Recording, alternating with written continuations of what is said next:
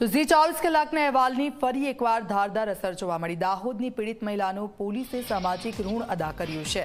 પીડિત મહિલા માટે શાકભાજી અને ફ્રૂટની દુકાન શરૂ કરાઈ છે। આત્મગૌરવ નામથી દુકાન પોલીસે કરાવી છે શરૂઆત। દાહોદ એસપી અને આગેવાનોએ દુકાનનું ઉદ્ઘાટન કર્યું છે। તો શી ટીમ સતત પીડિત મહિલાના સંકલનમાં રહેશે।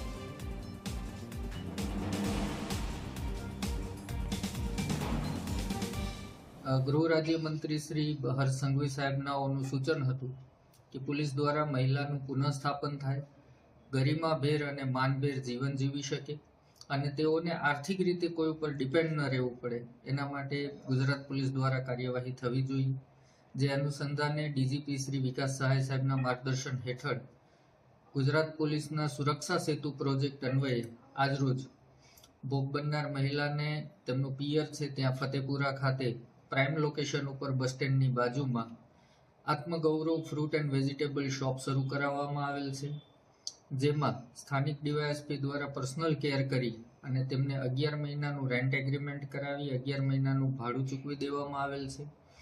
1 મહિના ચાલે તેટલું એમને શાકભાજી અને ફ્રૂટ્સ પૂરું પાડવાની કામગીરી ગુજરાત પોલીસ દ્વારા કરવામાં આવશે।